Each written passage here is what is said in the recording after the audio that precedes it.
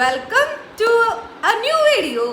So നമ്മുടെ സമൂഹത്തിൻ്റെ ഒരു കാഴ്ചപ്പാടനുസരിച്ചിട്ട് നിങ്ങളൊരു നല്ല മദറാണോ അല്ലെങ്കിൽ ഒരു മോശം മദറാണോ എന്ന് നമുക്ക് സ്വയം ഇവാലുവേറ്റ് ചെയ്യണമെന്നുണ്ടെങ്കിൽ ഞാൻ ഈ പറയാൻ പോകുന്ന കുറച്ച് കാര്യങ്ങൾ കൊണ്ടിട്ട് നിങ്ങൾക്ക് ഈസിലി സ്വയം ജഡ്ജ് ചെയ്യാൻ പറ്റും. ഓക്കെ, അപ്പോൾ നമ്മുടെ സമൂഹത്തിനൊരു കാഴ്ചപ്പാടുണ്ട്. ഇപ്പോൾ ന്യൂ മോം ആയിട്ട് നമ്മൾ ട്രാൻസ്ഫോർമേഷൻ നടത്തുമ്പോൾ നമ്മളെല്ലാം വർഷങ്ങളോട് എക്സ്പീരിയൻസോടുകൂടി എല്ലാം പഠിച്ച് എല്ലാം അറിഞ്ഞു വരികയാണെന്നാണ് എല്ലാവരുടെയും ധാരണ. ഓക്കെ, ഞാൻ ആ ഒരു ഫേസിലൂടെ കടന്നു പോയതുകൊണ്ട് എൻ്റെ ഒരു എക്സ്പീരിയൻസ് എനിക്ക് ഷെയർ ചെയ്യാൻ പറ്റും. നമ്മൾ ഒരു പുതിയൊരു മോമാകുമ്പോൾ നമ്മുടെ ചുറ്റിനും നിൽക്കുന്ന ആൾക്കാർ വിചാരിക്കുന്നത് നമുക്ക് എന്തോ 10-15 പിള്ളേരെ പ്രസവിച്ച് വളർത്തിയ ആ ഒരു എക്സ്പീരിയൻസ് നമുക്കുണ്ട്, നമുക്ക് എല്ലാ കാര്യങ്ങളും അതനുസരിച്ച് കൺട്രോൾ ചെയ്ത് പോകാൻ അറിയാം എന്നൊക്കെയാണ് ശരിക്കും പറഞ്ഞാൽ എല്ലാവരും വിശ്വസിക്കുന്നത്. ശരിയല്ലേ? ഒരു പെൺകുട്ടിയെ സംബന്ധിച്ചിടത്തോളം അല്ലെങ്കിൽ ഒരു സ്ത്രീയെ സംബന്ധിച്ചിടത്തോളം അവളുടെ ലൈഫിലെ ഏറ്റവും വലിയൊരു ചേഞ്ചാണ് മദർഹുഡ് എന്ന് പറയുന്നത്. അതായത് ഇത്രയും കാലം നമ്മൾ ചിരിച്ച് കളിച്ച് സ്വന്തം കാര്യങ്ങൾ മാത്രം നോക്കി കൺട്രോൾ ചെയ്ത് പൊയ്ക്കൊണ്ടിരുന്ന ലൈഫിൽ നമ്മുടെ പ്രയോറിറ്റി മാറുന്നു. നമ്മളെ തന്നെ മറന്ന് വേറെ ഒരു ഹ്യൂമൻ ബീയിങ്ങിന് വേണ്ടി നമ്മുടെ 24/7 നമ്മുടെ 100% നമ്മൾ കൊടുക്കുകയാണ്. അപ്പം അതിൻ്റെ കുറേ ഡ്രോബാക്സ് നമുക്ക് സ്വയം നമ്മുടെ ലൈഫിൽ ഉണ്ടാവും. പക്ഷെ ആ ടൈനി ഹ്യൂമനോടുള്ള ഒരു സ്നേഹം കാരണം നമ്മളതെല്ലാം സാക്രിഫൈസ് ചെയ്യാണ്. എക്സാക്ട്ലി വേർഡ് സാക്രിഫൈസ് ചെയ്യാണ്. കാരണം ഓക്കെ, നമ്മുടെ കുഞ്ഞാണ് എന്നുള്ളൊരു നമ്മുടെ ഉള്ളിൽ നമ്മൾ അറിയാണ്ട് ഒരു പാരൻറ്ഹുഡ് ആ ഒരു ടൈം കൊണ്ട് നമുക്ക് ഫോം ആകും. ഒരുപാട് ആ കുട്ടികളുണ്ട്, ലൈക്ക് ഒരുപാട് ഗേൾസ് ഉണ്ട് പെട്ടെന്ന് ഒരു മദർഹുഡ് ഒരിക്കലും അക്സെപ്റ്റ് ചെയ്യാൻ പറ്റാത്ത ആൾക്കാർ. കാരണം നമ്മൾ ഫോളോ ചെയ്തു വന്നിരുന്ന കുറേ റൂൾസ് അല്ലെങ്കിൽ നമ്മുടെ ലൈഫിൽ കുറേ കടന്നു വന്ന സാഹചര്യങ്ങളെല്ലാം മാറുമ്പോൾ നമുക്ക് ഓഫ്കോഴ്സ് ആദ്യം ഭയങ്കര ഒരു സഫോക്കേഷൻ ഫീൽ ആയിരിക്കും. എനിക്കുണ്ടായിട്ടുണ്ട്. കാരണം ഞാനെന്ന് പറഞ്ഞാൽ ഭയങ്കരമായിട്ട് ഉറക്കത്തിൽ അഡിക്റ്റ് ആയിട്ടൊരു ആളാണ്. പക്ഷെ എന്ന് വെച്ചാൽ 24/7 ഉറങ്ങുന്ന ഒരു കൺസെപ്റ്റ് അല്ല. ഞാൻ എങ്ങനെ പോലും ഒരു രാത്രി 10 മണിയാകുമ്പോൾ ഞാൻ ഉറങ്ങാൻ ശ്രമിക്കാറുണ്ട്. 10 മണിക്ക് മുന്നേ ഉറങ്ങിയാലേ ഉള്ളൂ. 10 മണിക്ക് ഒരിക്കലും എക്സീഡ് ചെയ്ത് പോകത്തില്ല.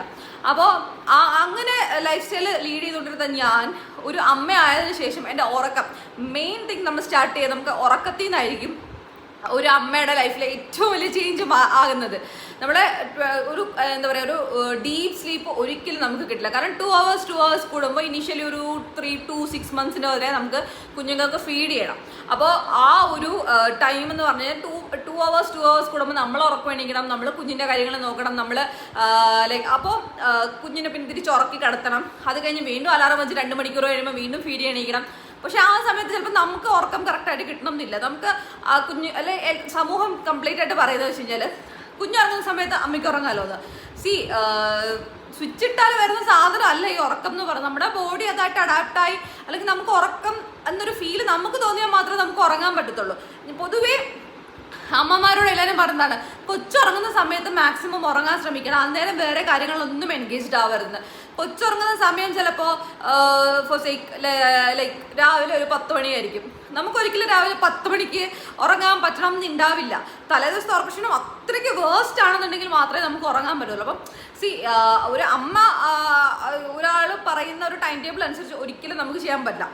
കമ്മിങ് ടു ദ പോയിന്റ്, നമ്മളൊരു ഗുഡ് മദറാണോ ബാഡ് മദറാണോ എന്ന് പല ആൾക്കാരെ ജഡ്ജ് ചെയ്തതും ഞാൻ ഒരിക്കലും ഇപ്പോഴത്തെ ഒരു ജനറേഷനിലെ ആൾക്കാരെ ഇത് വെച്ച് പറയില്ല. കാരണം ഇപ്പോഴത്തെ എല്ലാവരും ചിൽ മോംസ് ആണ്.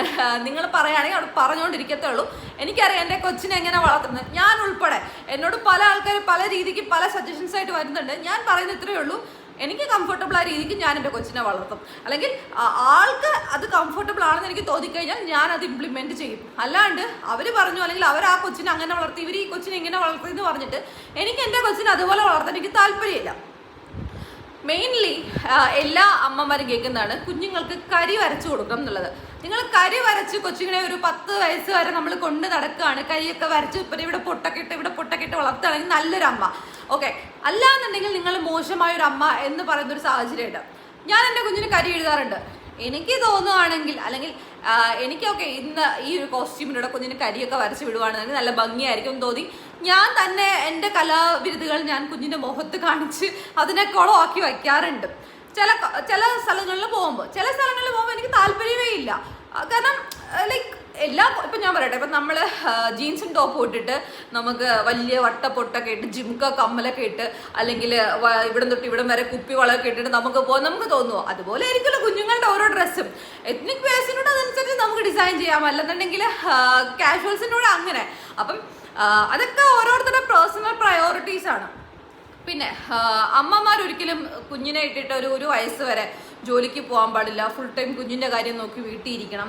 അല്ലെങ്കിൽ ഇപ്പോൾ ലൈക്ക് അമ്മമാർക്ക് റിഫ്രഷ്മെൻറ്റിന് വേണ്ടിയിട്ട് കുഞ്ഞിനെ വീട്ടിലാക്കിയിട്ട് 5 മിനിറ്റ് അല്ലെങ്കിൽ 10 മിനിറ്റ് പോലും പുറത്തു പോകാൻ പാടില്ല, അതൊക്കെ മഹാ അപരാധമാണ് എന്നൊക്കെ നമ്മുടെ ഈ സമൂഹം ഇപ്പോൾ ചിന്തിക്കുന്നുണ്ട്. ശരിക്കും പറഞ്ഞു കഴിഞ്ഞാൽ അതൊക്കെ ഓരോരുത്തരുടെ പേഴ്സണൽ ചോയ്സ് അല്ലേ. ഇപ്പം നമ്മുടെ ഈ നാട്ടിൽ മാത്രമുള്ള ഇങ്ങനെയൊക്കെ ഉള്ള പ്രശ്നങ്ങൾ. കാരണം നമ്മൾ പുറം രാജ്യങ്ങളിൽ എടുക്കുകയാണെങ്കിൽ ഒരുപാട് ഇൻഫ്ലുവൻസേഴ്സ് അല്ലെങ്കിൽ ഒരുപാട് വ്ളോഗേഴ്സ് പുറത്ത് രാജ്യങ്ങളിലുള്ളവർ അവരുടെ കുഞ്ഞുങ്ങളെ വളർത്തുന്ന കുറേ വീഡിയോസ് ഉണ്ട്. അവർ 3 മാസം 4 മാസം ആകുമ്പോൾ പിള്ളേരെ ഡേക്കർ വിടുകയാണ്. അല്ലെങ്കിൽ അവർ ലൈക്ക് കാരണം അവർ എല്ലാവരും ഇൻഡിപെൻഡൻ്റ് ആണ്, അവർക്ക് വർക്കിന് പോകണം, അവരുടെ കാര്യങ്ങൾ നോക്കണം.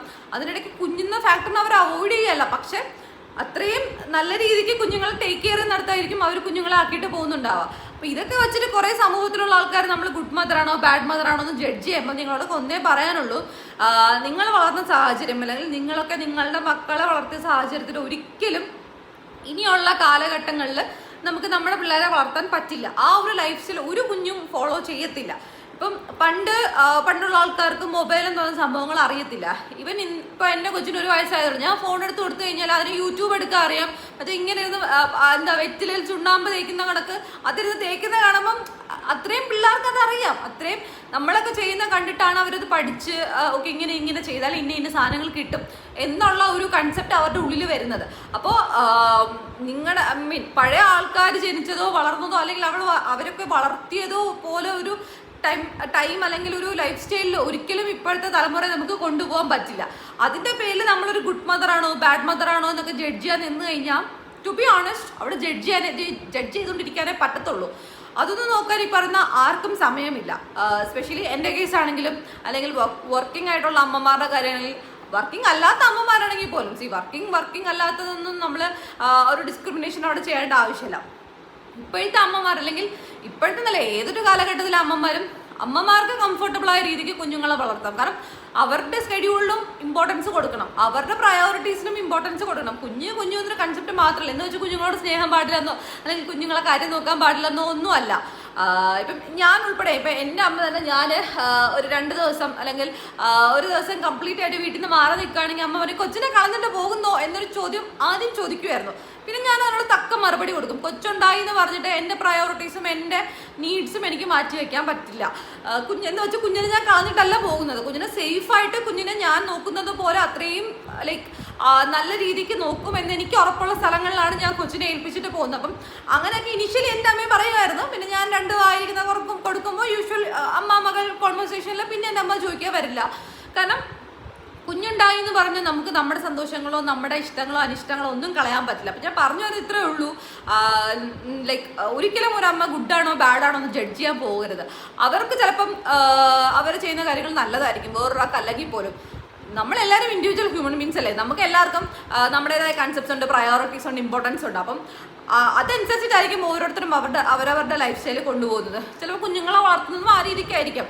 അതിൻ്റെ പേരിൽ അങ്ങനെ വളർത്തുന്നു ഇങ്ങനെ വളർത്തുന്നു അങ്ങനെ ചെയ്യണം ഇങ്ങനെ ചെയ്യണം അവരവരുടെ കൊച്ചിനെ ഇങ്ങനെ വളർത്തി ഇവരുടെ കൊച്ചിനെ ഇങ്ങനെ വളർത്തി എന്നൊക്കെ പറഞ്ഞുകൊണ്ടിരുന്നു കഴിഞ്ഞാൽ to be honest that is very bad. Because അങ്ങനെയൊന്നും നമുക്കൊരു റൈറ്റ്സ് ഇല്ല മറ്റൊരാളുടെ ലൈഫിൽ ഇൻ്റർഫിയർ ചെയ്ത് ഇങ്ങനെ ചെയ്യണം അങ്ങനെ ചെയ്യണം എന്ന് പറയാൻ. കാരണം നമ്മുടെ ചിലവിനല്ല അവർ കഴിയുന്നത്. അപ്പോൾ never judge a mother by her actions. Okay, so that's it. By.